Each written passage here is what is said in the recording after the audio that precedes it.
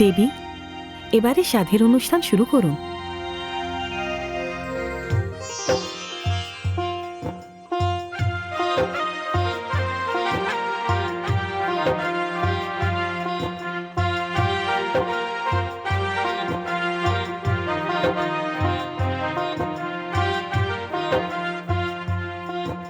হে মহাদেবী, আমার তরফ থেকে আমি হবু সন্তানের জন্য ঐশ্বর্য প্রদান করছি।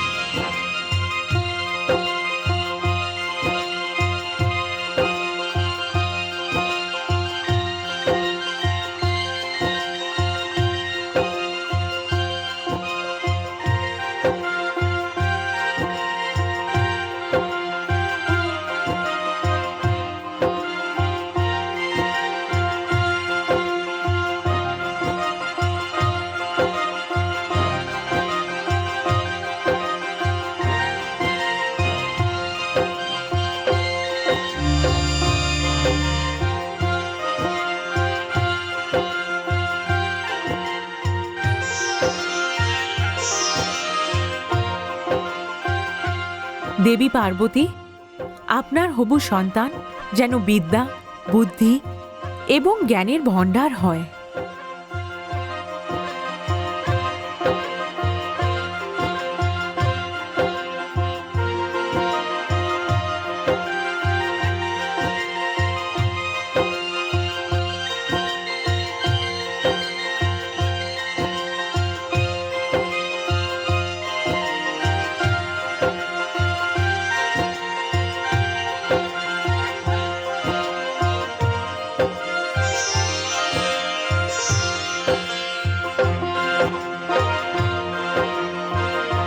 পুত্রী, তোমার মনোকামনা পূর্ণ হোক।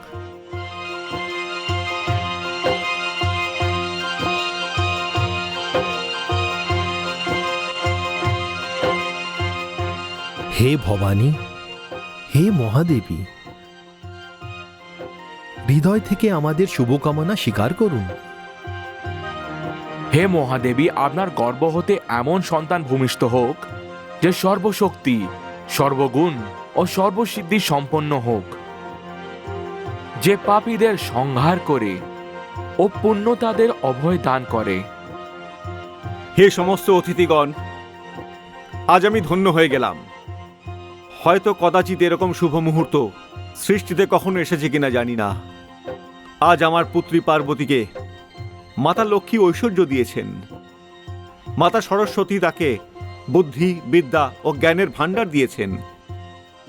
স্বয়ং ভগবতী পরমেশ্বরীর অসীম অনুকম্পা সর্বদা আমার পুত্রী পার্বতীর উপর রয়েছে। হে অতিথিগণ, আজ আপনাদের সকলের কৃপায়, আপনাদের সকলের আশীর্বাদে আমার পুত্রী পার্বতীর ভাবী সন্তান যেন এমন হয় যে সকলের জন্য জীবনদাতা ও জীবন রক্ষক হয়, যে মায়ের কোলকে ধন্য করে দেয়। হে পুত্রী পার্বতী, পিতার শুভকামনা স্বীকার করে নাও। অখণ্ড সৌভাগ্যবতী হও পুত্রী, অখণ্ড সৌভাগ্যবতী হও। সাধ পূরণের রীতি ভারী সুস্থভাবে সম্পন্ন হয়ে গেল। এ আমাদের সকলের ভবিষ্যতের জন্য মঙ্গল সূচক। প্রণাম। বরুণদেব, সমস্ত দেবগণ, যক্ষ ও গন্ধর্বেরা মহাদেবী পার্বতীর সাধ পূরণের মহোৎসব ভারী ধুমধামের সাথে সম্পন্ন হয়ে গেল। কিন্তু তারকাসুর, যে ইতিমধ্যে মাতার পার্বতীকে বধ করার প্রয়াস করে এসছে, এবার চুপ করে থাকবে না। মৃত্যুর ভয় তো আমাদের দেবতাদেরকেও পাগল করে দেয়। আর ও তো তারকাসুর, সে আবার কোনো ষড়যন্ত্র করবে, আবার কোনো প্রয়াস করবে। আপনি সত্য বলছেন দেবরাজ, কিন্তু তার জন্য আমাদের কি উপায় অবলম্বন করা উচিত? আমি চাই যে দেবতাদের মধ্যে কোনো 5 দেবতা গোপনে কৈলাসে যাক আর তারকাসুরের সব চালাকির ওপর কড়া নজর রাখুক। গোপনে বলতে আপনি কি বলতে চান দেবরাজ? গোপনে বলতে আমার অর্থ হলো এই বরুণদেব, যে 5 জন দেবতা পক্ষীর ছদ্মবেশ ধারণ করে কৈলাসে যাবে, আর সেখানে সর্বদা মাতার পার্বতীর কাছে থাকার চেষ্টা করবে। এতে মাতা পার্বতীর সুরক্ষাও হয়ে যাবে, আর তারকাসুরের নতুন কোনো সুযোগের রাস্তাও বন্ধ হয়ে যাবে। প্রস্তাব তো বেশ ভালোই দেবরাজ।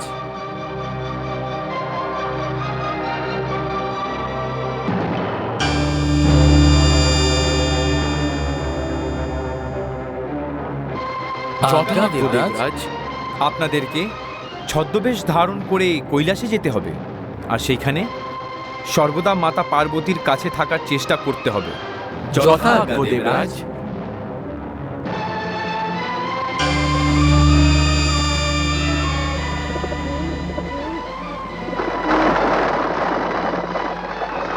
আর দেবরাজ, আমাদের কি করণীয়? আমাদেরকে হিমালয়ের চারিদিক সুরক্ষিত রাখতে হবে, যাতে তারকাসুর কোনো দিক দিয়েই প্রবেশের সুযোগ না পায়। আপনার উপদেশ আমরা মান্য করছি দেবরাজ।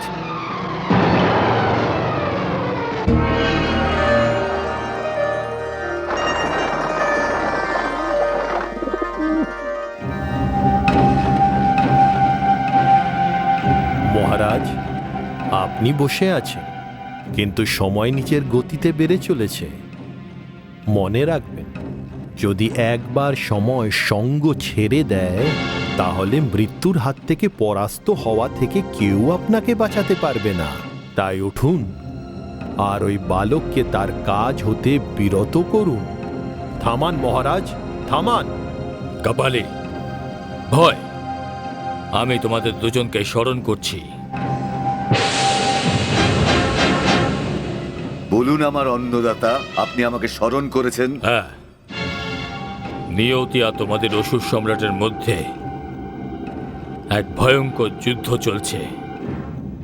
তুমি তো নিশ্চয়ই জানো যে যত দেবতা আছে তারা আমার মৃত্যুর প্রতীক্ষা করছে, কিন্তু তারা এটা জানে না যে অসুর সম্রাট তারকাসুর মৃত্যুর সাথে পাঞ্জা লড়ার সাহস রাখে। আপনি আমাকে আজ্ঞা করুন, আমি আপনাকে কি সেবা করব অসুররাজ? কপালি, তুমি গুপ্ত বিদ্যায় পারদর্শী। তুমি এই মুহূর্তে কৈলাসে যাও। আমার শুধু সন্দেহই নয়, সম্পূর্ণ বিশ্বাস আছে যে কৈলাসের সমস্ত দেবতারা এই সময় আমার বিরুদ্ধে কোনো না কোনো ষড়যন্ত্র নিশ্চয়ই করছে। আপনি চিন্তা করবেন না অসুররাজ, আমি এক্ষুনি কৈলাস যাচ্ছি। তুমি সেখানে ছোট থেকে ছোট ব্যাপার খেয়াল রাখবে, কারণ আমাকে এখন শেষ প্রচেষ্টা অবশ্যই করতে হবে। তোমার সূচনা আমার বিজয়ের পথকে খুলে দিতে পারে। তুমি যাও কপালি, আমি তোমার খবরের প্রতীক্ষা করব। জো আজ্ঞা অসুররাজ। আমার জন্য কি আদেশ অসুররাজ? ভয়, তুমি এই মুহূর্তে হিমাচলে চলে যাও, আর আমাকে সেখানকার সব খবর দাও। যাও। যথা আজ্ঞা অসুররাজ।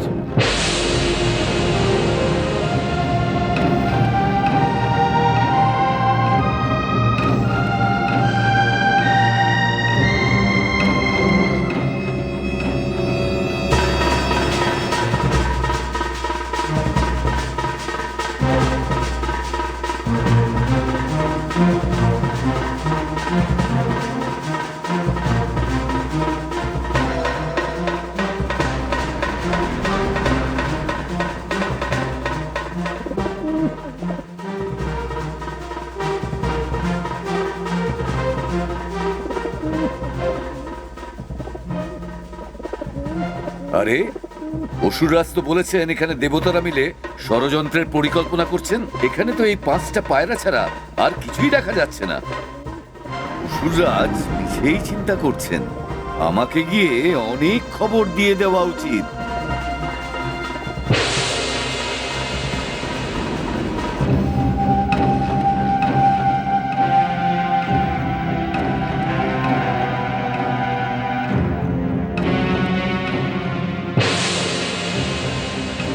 প্রণাম অসুররাজ। কাপালি, তুমি এত শীঘ্রই ফিরে এলে? অসুররাজ, আপনার আদেশ শুনে আমি কৈলাস গেছিলাম যে সেখানে দেবতারা থাকবে, কিন্তু কিন্তু কি? অসুররাজ, আমি পুরো কৈলাস ঘুরে দেখেছি, খুব ভালোভাবে সেখানটা ঘুরে দেখলাম, কিন্তু সেখানে কেউ ছিল না। এ কি করে সম্ভব? তুমি কোনো ভুল করছো না তো? অসুররাজ, আপনি আমাকে ভালোভাবেই জানেন, যদি ওখানে 5টা পায়রা না থাকতো তাহলে কৈলাসে শ্মশানের মতোই সব সময় শান্তি থাকতো। শুধু তাদের অনর্গল বকবকানি কৈলাসের শান্তিকে ভঙ্গ করছে। এ তুমি কি বলছো কাপালি? এই ভয়ঙ্কর হিমেল পরিবেশে, এমন শীতকালে, কৈলাস পর্বতের উচ্চতায় পায়রা? তুমি তুষারের বত্তলাকার পিণ্ডকে পায়রা ভাবনি তো? না অসুররাজ, এই চোখ দেখেছেন? এই শকুনের চোখ, যা 4 যোজন পর্যন্ত সম্পূর্ণ স্পষ্ট দেখতে পায়। আর তারপরেও তুমি বলতে চাইছো কৈলাসে পূর্ণ শান্তি রয়েছে? এরকম রক্ত জমানো ভয়ঙ্কর ঠান্ডাতে ওই 5টা পায়রা, এরকম ভয়ানক হিমপাতে কোনো পায়রাই বেঁচে থাকতে পারে না। অসুররাজ, আপনি ওই 5টা পায়রাকে একটু বেশি গুরুত্ব দিচ্ছেন। ওই পায়রাগুলো নিশ্চয়ই গুরুত্বপূর্ণ। তুমি আমার এখানেই প্রতীক্ষা করো।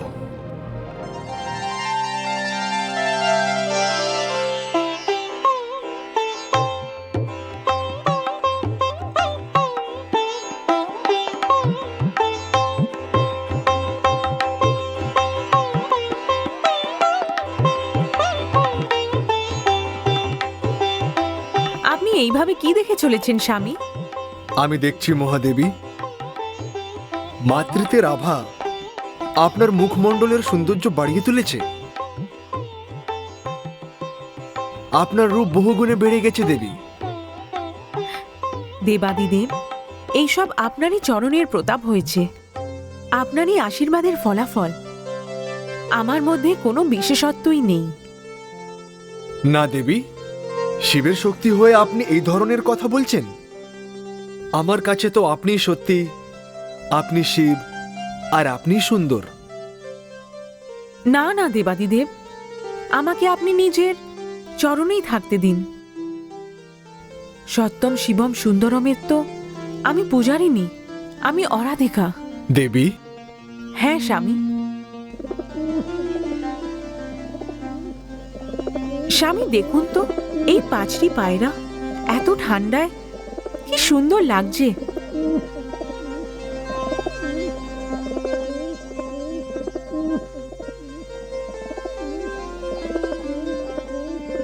না দেবী, এরা পায়রা নয়। পায়রা নয়? না। কে তোমরা?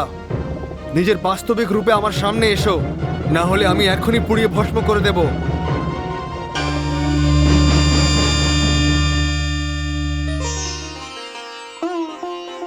না না দেবাদিদেব, আমাদের সবাইকে ক্ষমা করে দিন।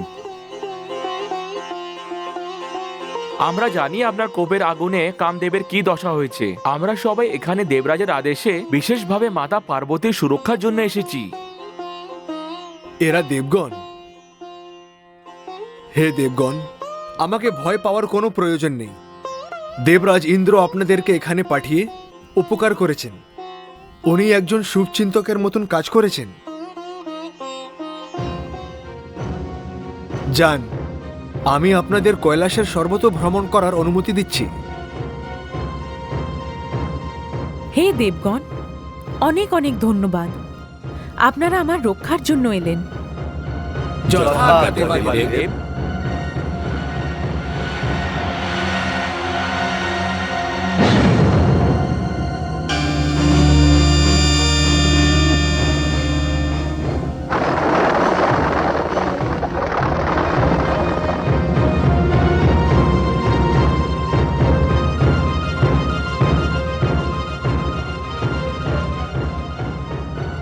তাহলে আমার বিরুদ্ধে ষড়যন্ত্র করা হচ্ছে, দেবতারা আমার সাথে ছল করছে, কিন্তু আমার নামও তারকাসুর।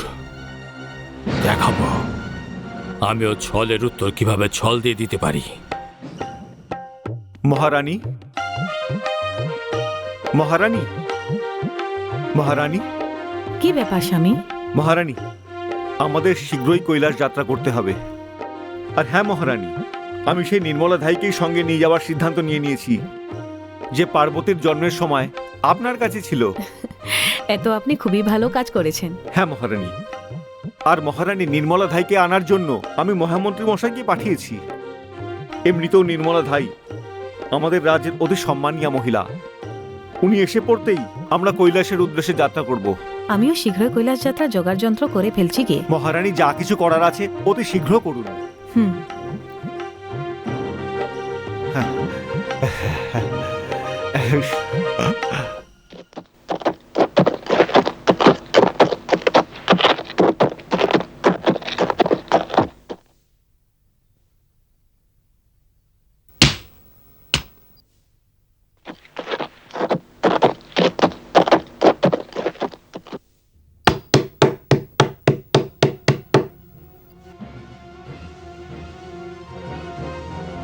হুম, বলুন। তাহলে তুই সেই নির্মলা ধাই বুড়ি যাকে মহারাজ হিমাচল তার পুত্রী পার্বতীর সন্তান প্রসব করানোর জন্য কৈলাসে নিয়ে যেতে চান। কিন্তু তুই কে যে আমার সাথে এরকম দুর্ব্যবহার করছিস? আমি অসুর সম্রাট দ্বারকাসুর, তোর কাল তোকে হত্যা করতে এসেছি। বদমাস, আমাকে হত্যা করে তুই কি পাবি রে? তোর জীবন আমার মৃত্যুর কারণ হতে পারে, আর তাই তোকে মরতে হবে। আহ! আহ! আহ! আহ! বাঁচাও! আমায় ছেড়ে দাও, আমায় ছেড়ে দাও, আমায় ছেড়ে দাও। দুষ্টু বদমাস, আমাকে ছেড়ে দে, আমাকে ছেড়ে দে বলছি।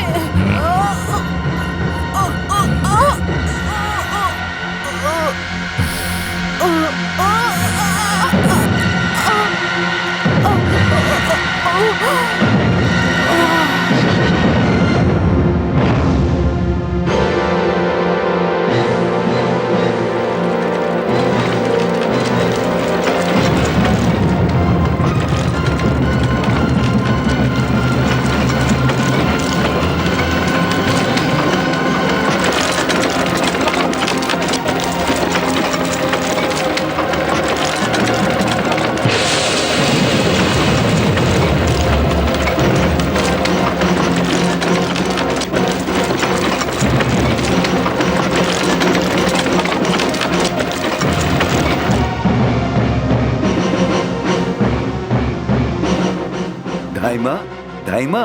মহামন্ত্রী মশাই, আপনি? হ্যাঁ ধাইমা, আপনি তো জানেন পুত্রী পার্বতী মা হতে চলেছেন। আমি আপনাকে রাজমহলে নিয়ে যাওয়ার জন্য এখানে এসেছি, আর সেখান থেকে মহারাজ হিমাচল ও রানী ময়না আপনাকে কৈলাস নিয়ে যাবেন। কি ভাগ্য আমার! চলুন। আসুন।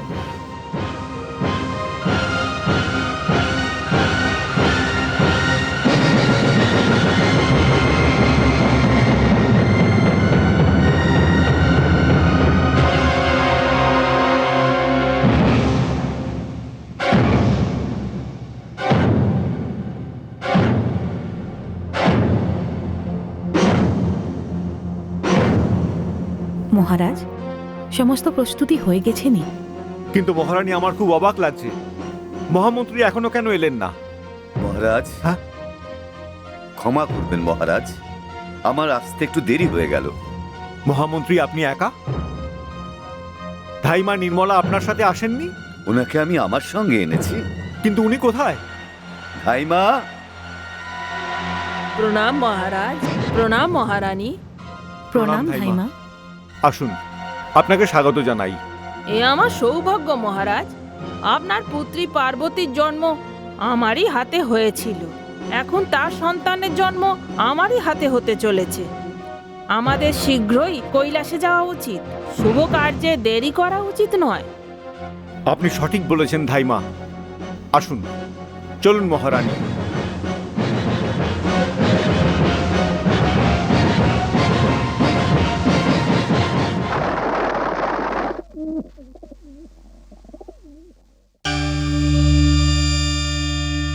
প্রণাম দেবরাজ ইন্দ্র।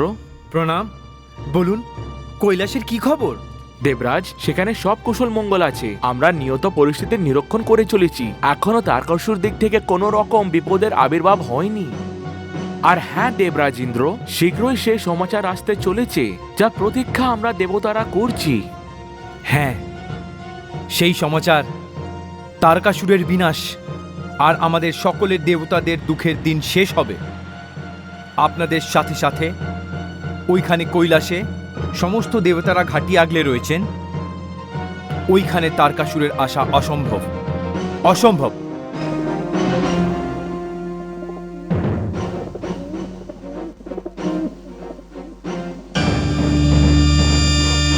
আসুন মহারাজ হিমাচল, কৈলাসে আপনাকে স্বাগত। প্রণাম দেবতাগণ। আয়ুষ্মান ভব। প্রণাম। আয়ুষ্মতী ভব। দেবতাগণ, ইনি থাইমা নির্মলা। প্রণাম ধাইমা। প্রণাম। ধাইমা, আপনি পার্বতীর ঘরে যান। এই সময় ওর আপনাকেই প্রয়োজন। আপনি ঠিক বলেছেন মহারানী। আপনি আসুন থাইমা, আমরা আমাদের জামাতার সাথে সেই শুভ মুহূর্তের প্রতীক্ষা করব। যথা আজ্ঞা মহারাজ।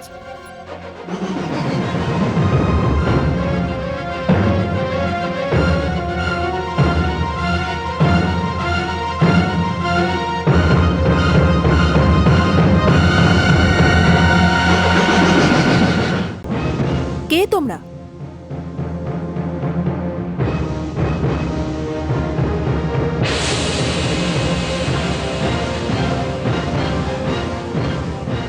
এই মেয়ে, কে তুমি? আচ্ছা, তো এই সব তোমার মায়াজাল? আমি জানতে চাই কে তুমি। তুমি এখান থেকে চলে যাও, না হলে এর পরিণাম কিন্তু ভালো হবে না। তুই আমাকে পরিণামের ভয় দেখাচ্ছিস? গঙ্গাকে পরিণামের ভয় দেখাচ্ছিস? গঙ্গা? আচ্ছা, তাহলে তুই গঙ্গা। বুঝে গেছি আমি, তুই তারকাসুর। অসুর সম্রাট তারকাসুর। আরে মূর্খ, ভুলে গেলি?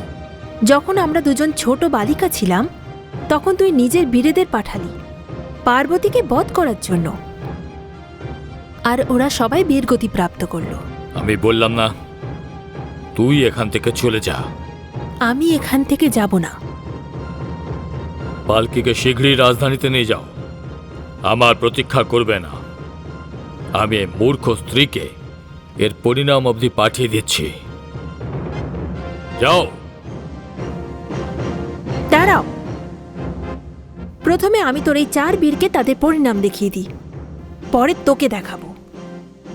জনকল্যাণের জন্য গঙ্গা জলের ধারা, কিন্তু তোর মতো শয়তান পাপীদের জন্য জ্বলন্ত শিখা।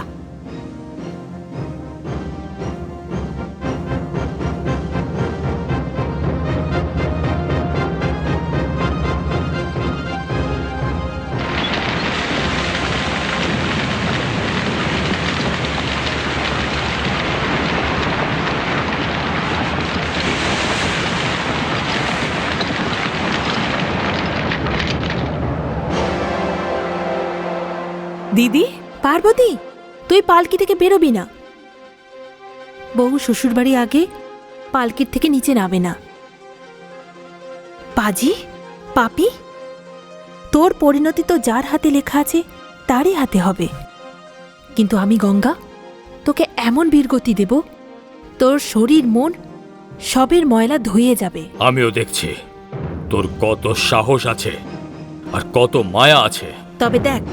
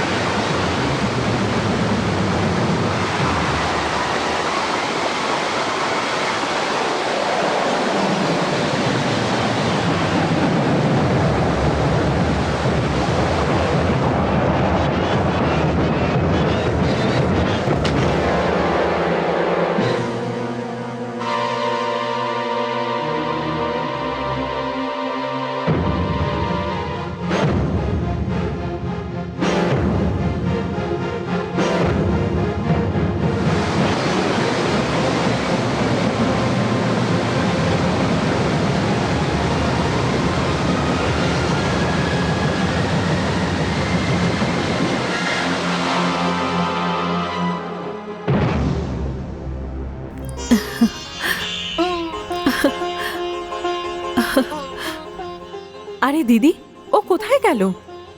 সোজা নিজের নগরের ভবনে গিয়ে পড়বে। আমাকে ক্ষমা করে দিস, আমি বিবাহ মণ্ডপে তোর অগ্নি পরিক্রমা করার সময় পৌঁছতে পারলাম না। কি করব বল না, জনকল্যাণের সেবার সংকল্প নিয়েই রয়েছি যে। কিন্তু দিদি, আমাদের সৈনিক, মহামন্ত্রী, সেনাপতি তারা সবাই কোথায় চলে গেল? তারা সবাই এই এলো বলে, তুই দেখলি না? এসব তারকাসুরের করা মায়াজাল।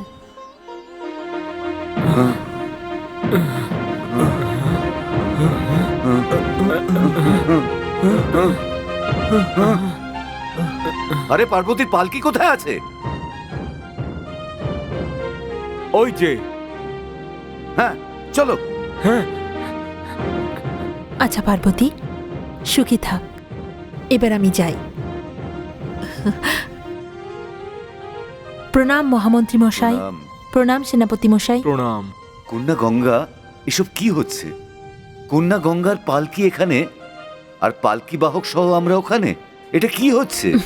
মহামন্ত্রী মশাই, অসুর রাজ তারকাসুর পার্বতীকে কৈলাস যাত্রা পণ্ড করার জন্য পুনরায় এক অসফল প্রয়াস করেছে, যাকে আমি বিফল করে দিয়েছি। আপনি ধন্য হে গঙ্গে। আপনি সত্যি ধন্যা। এখন আমরা যাই, কৈলাস পৌঁছতে আমাদের দেরি হয়ে যাবে। নিশ্চয়ই। সৈনিকগণ চলো, চলো সৈনিকগণ।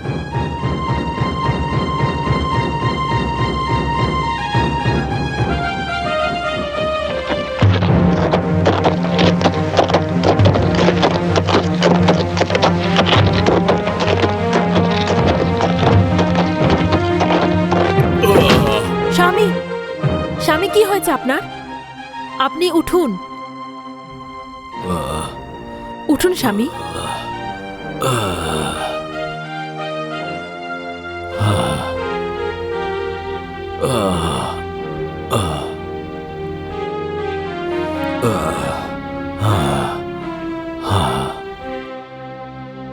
ওই গঙ্গা, হিমাচলের বড় পুত্রী গঙ্গা, যদিও মাঝে না এসে পড়তো, তাহলে পার্বতী নামের কাঁটাকে আমি সমূলে বিনাশ করে ফেলতাম আর তুলে এখানে নিয়ে আসতাম। স্বামী, এ কি হয়ে গেছে আপনার? মনে করুন স্বামী, একটা সময় ছিল যখন আপনার চেয়ে বড় কোনো তপস্বী ছিল না, আর ব্রহ্মদেব আপনার ওপর প্রসন্ন হয়ে আপনাকে বরদান করে দিলেন। একটা সময় ছিল যখন আপনার চেয়ে বড় কোনো যোদ্ধা ছিল না, আপনি দেবাসুরের সংগ্রামে দেবতাদের পরাজিত করেছিলেন। দেবরাজ ইন্দ্র আজ অব্দি সমস্ত দেবতাদের নিয়ে ঘুরে বেড়াচ্ছেন, আর এমন বীরের এই দশা। তুমি পত্নী সীমাকে উল্লঙ্ঘন করছো মহারানী। হ্যাঁ মহারাজ, আমি নিজের পত্নী সীমার অতিক্রম এই কারণেই করেছি, কারণ আমার নিজের সিঁদুরের বিপদ দেখতে পাচ্ছি। কিন্তু আপনি তো বিনা কোনো কারণেই শালীনতার সমস্ত সীমা লঙ্ঘন করে ফেলেছেন মহারাজ। এটা তুমি কি বলছো মহারানী? আমি সত্য কথা বলছি স্বামী। প্রয়াস করেছেন, আপনি নারীকে অপহরণ করার নিকৃষ্ট উদাহরণ স্থাপন করেছেন। করেছি, হ্যাঁ করেছি আমি। আর এইসব কিছু আমি নিজের জীবন, নিজের প্রাণের রক্ষার জন্য করেছি।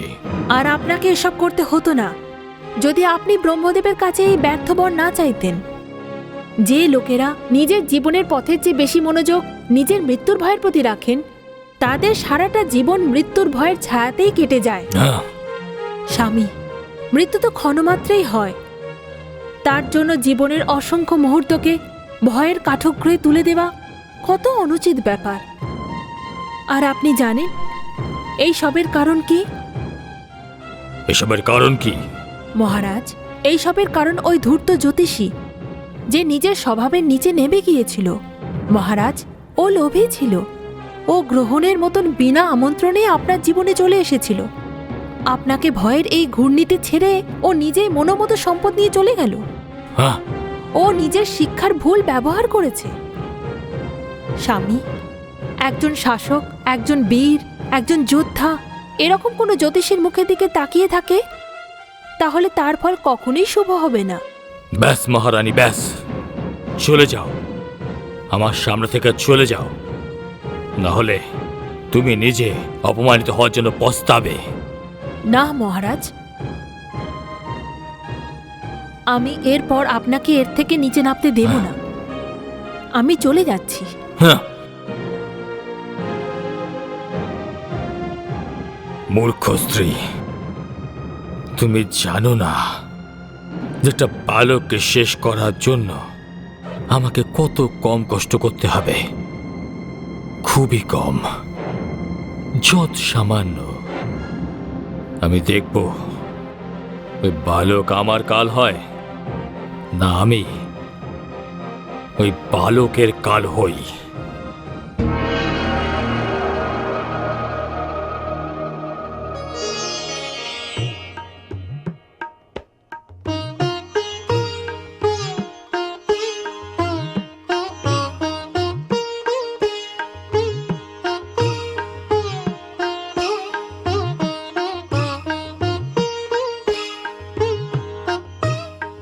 না দেবী, আপনার স্থান আমার চরণে নয়, আমার হৃদয়ে রয়েছে। আপনার আর আমার সম্বন্ধ বড়ই অদ্ভুত দেবী। আপনি আমার আরাধিকা আর আমার আরাধনাও, আর আমিও আপনার পূজারী। হে শক্তি, আপনার আগমনে এই সব পুনরায় শিব হয়ে গেল। হে মহাদেব, এখন তো আপনি চরণে রাখবেন, তো আমি চরণে থাকব। হৃদয় রাখবেন, হৃদয়ে থাকব। নয়নে রাখবেন, তো আমি নয়নে থাকব। আপনার থেকে দূরে আর কখনো যাব না। হে স্বামী, হে প্রভু, বিরহে যে আগুনে আমি জ্বলেছি, যে পীড়া আমি শুয়েছি, আর বিরহে আপনার যে দশা আমি দেখেছি, হে আমার আরাধ্য, আমাকে আশীর্বাদ দিন। এমন আর কখনো হবে না। হ্যাঁ ভবানী, কখনো হবে না।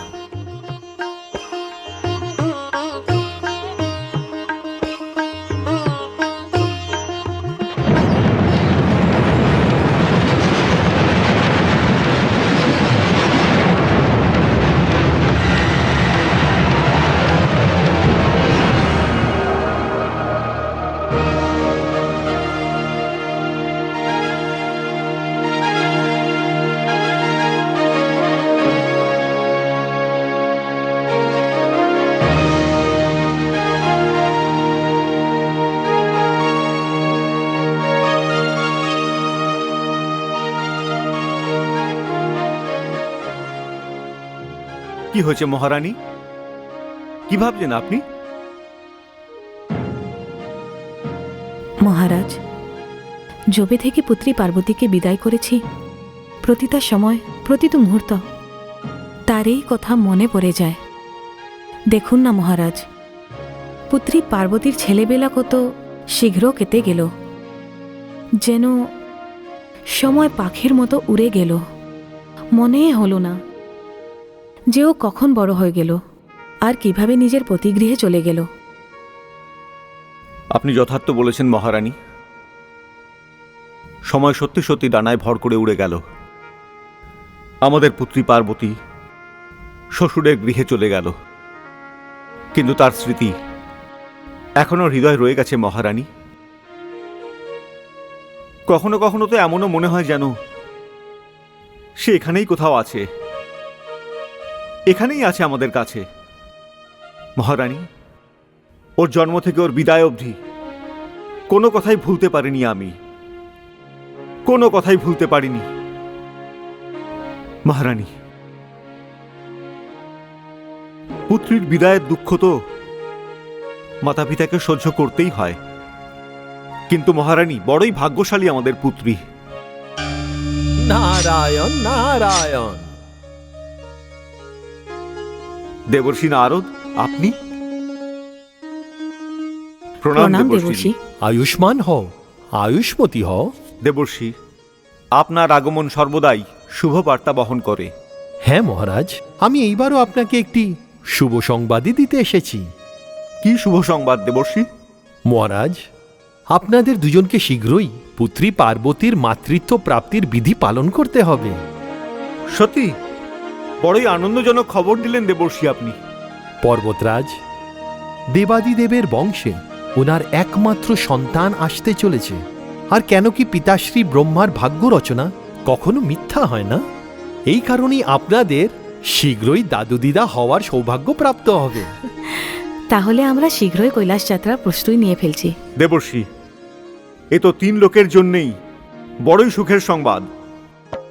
খুবই ধুমধামের সঙ্গে সাধ পূরণ হবে আমাদের পুত্রী পার্বতীর। নারায়ণ নারায়ণ। দেবরাজ, কি ব্যাপার বরুণদেব? আপনার কথায় তো আনন্দের সাগর উপচে পড়ছে। হ্যাঁ দেবরাজ, খবরটাই এরকম। তাহলে শিগগিরই বলুন, কি সংবাদ বরুণদেব? দেবর্ষি নারদ জানিয়েছেন যে অতি শীঘ্রই ভগবান ভোলেনাথের সন্তান আসতে চলেছেন। আহ, ধন্যই ধন্য, আনন্দই আনন্দ। এই সত্যি কত আনন্দর বিষয়, কত শুভ সংবাদ এটি। আমরা সকলেই সেইখানে ওনাদের দর্শন করতে কৈলাস যাব। আর হ্যাঁ অগ্নিদেব, আমি আপনার উপর একটি অতিরিক্ত দায়িত্ব দিচ্ছি। যথাজ্ঞ মহারাজ।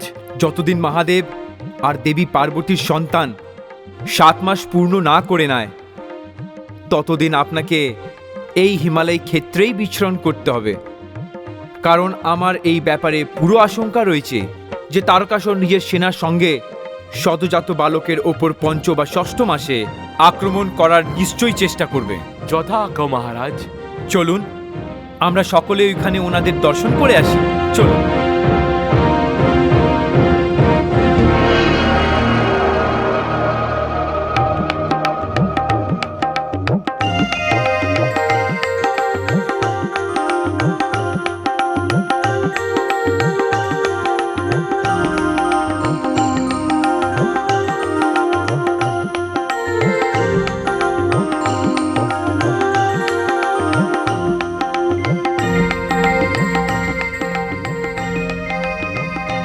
সমস্ত দেবী দেবতা ও ঋষিমুনিদের সশ্রদ্ধ প্রণাম। না দেবাদিদেব, না, সম্পর্ক নিজের জায়গায় আছে আর সম্মান তার নিজের জায়গায়।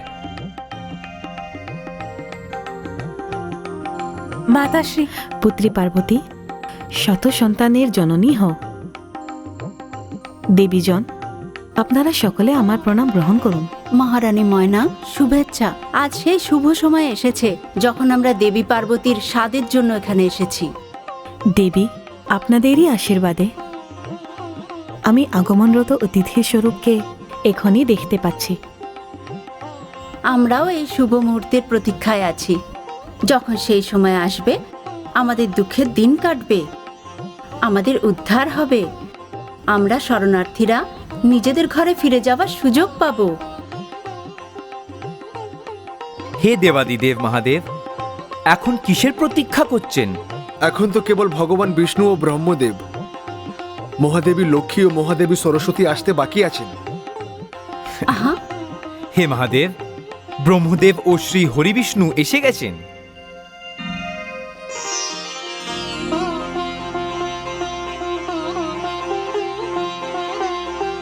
কৈলাসে আপনাদের স্বাগত জানাই।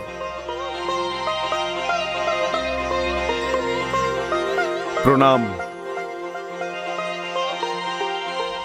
আপনারা সকলে এই শুভ মুহূর্তে এসেছেন, আমি আপনাদের প্রতি কৃতজ্ঞ।